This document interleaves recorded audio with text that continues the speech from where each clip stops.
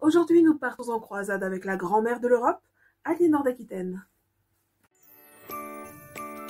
Aliénor d'Aquitaine est née en 1122, elle est la fille du puissant et riche Guillaume X, qui, à sa mort, l'a fait héritière du duché d'Aquitaine et la confie au roi de France. À 13 ans, elle épouse donc le dauphin, le futur roi Louis VII. Leur mariage n'est pas heureux car ils sont diamétralement différents. Aliénor est active, elle aime les arts, elle aime faire la fête et elle est très intéressée par la stratégie. Louis, de son côté, se destinait à une vie monacale et est triste à mourir. Ensemble, ils auront péniblement 2 filles, ce qui est un échec pour un roi. Après une croisade catastrophique pendant laquelle Aliénor est accusée d'adultère avec son oncle, le pape tente de les réconcilier, mais c'est un échec. Il accepte donc de dissoudre leur mariage, étant donné qu'il n'y a pas d'héritier mâle.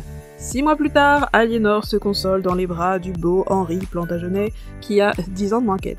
Henri devient roi d'Angleterre, et Aliénor passe donc de reine de France à reine d'Angleterre.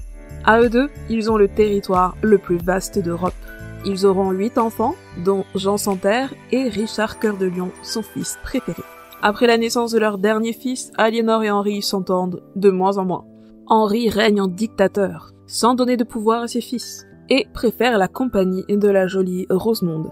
Aliénor rentre en Aquitaine où elle va développer la cour la plus cultivée d'Europe et propose à ses fils de renverser leur père avec l'aide de son ex, le roi Louis VII. Malheureusement, la rébellion est un échec et Henri, qui est furieux, fait prisonnière Aliénor pendant 15 ans. En 1189, à la mort d'Henri II, elle retrouve enfin la liberté à presque 70 ans et devient un soutien politique de choix pour ses fils qui se succèdent sur le trône.